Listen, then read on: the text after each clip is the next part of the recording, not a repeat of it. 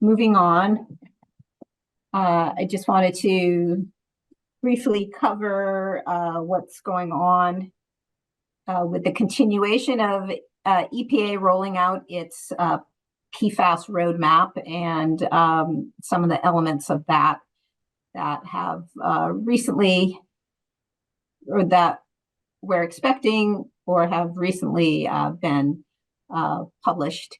And I would say that the department is most eagerly awaiting the finalization of the federal PFAS MCL. The final rule was sent by EPA to the Office of Management and Budget in December. We are hearing, that it may be out soon. I'm not sure anyone really knows other than Office of Management and Budget, but we're within the department, we're certainly preparing for that in terms of communication to all of the various program stakeholders, the drinking water program, as well as the waste site cleanup program, the public water suppliers, those that participated in the private well sampling program, this community of the waste site cleanup program. So there is discussion ongoing and coordination within the department in terms of putting out our information on where things stand and how we're going to proceed once this change is finalized. And in terms of the drinking water program, at the point where we have the final federal value, that begins a 3-year process, up to a 3-year process, in which that they would bring forward the state drinking water standards, which is required to be at least as stringent as the federal MCL. And as you are all aware, it has implications for the waste site cleanup program in that we rely on those values, the drinking water standards as our groundwater 1 values for cleanup and reportable concentrations, and also the toxicity values on which they're based are what we look at, our Office of Research and Standards looks at in terms of setting standards within our program as well. So can't say much definitively about that, except that we're anxiously awaiting this and working, as I said, on communications, and also trying to coordinate with other states that are similarly situated in needing to do communication along these lines. Hopefully that kind of coordination will help us to, be putting out kind of consistent messages and guidance on that. Other related or recent developments in terms of the PFAS roadmap is EPA published Method 1633, the final version of that in January, and that method is the method for aqueous. Where are my notes? Applicable to aqueous matrices, solids, biosolids, tissue samples, applies to wastewater, surface water, groundwater, sediment. For 40 PFAS, it's applicable to the clean water sampling under the Clean Water Program, including the NPDES program. And as Ken mentioned earlier, one of the plans that the Waste Site Cleanup Program has is to develop a CAN protocol to accompany that method.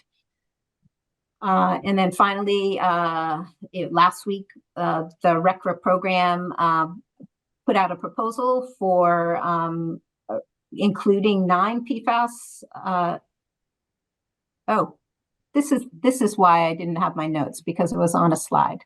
So as I just mentioned, this is related to the method 1633. And with respect to the RCRA PFAS, listing 9 PFAS constituents that came out last week.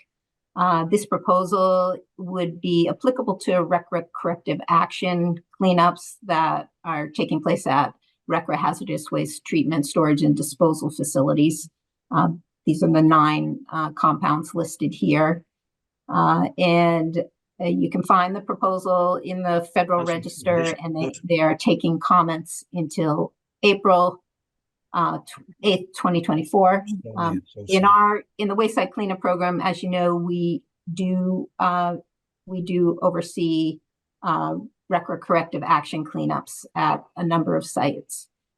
So this will be applicable to ensuring that those PFAS compounds are addressed in the work under that program.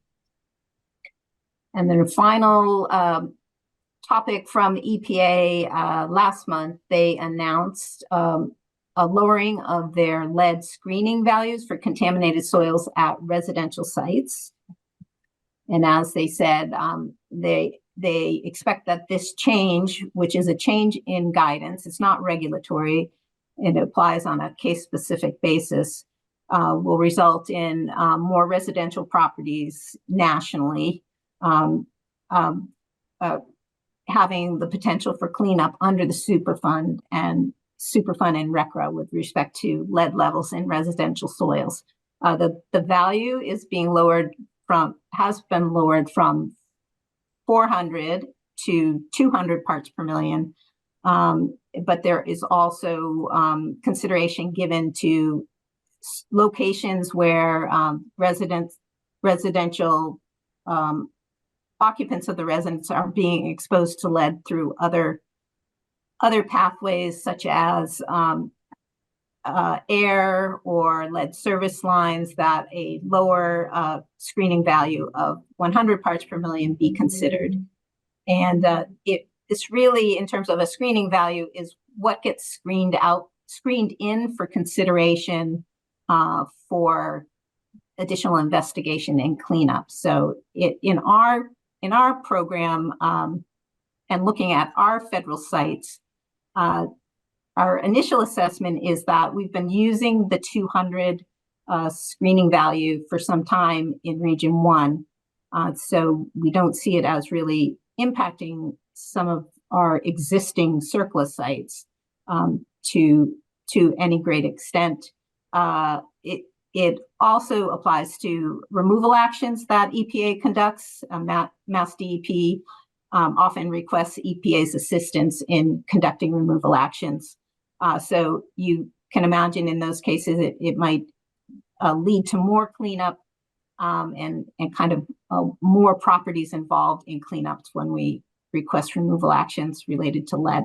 The guidance is considered final, but EPA is continuing to take comments on it until March 17th. And I think with that, I will stop sharing and we can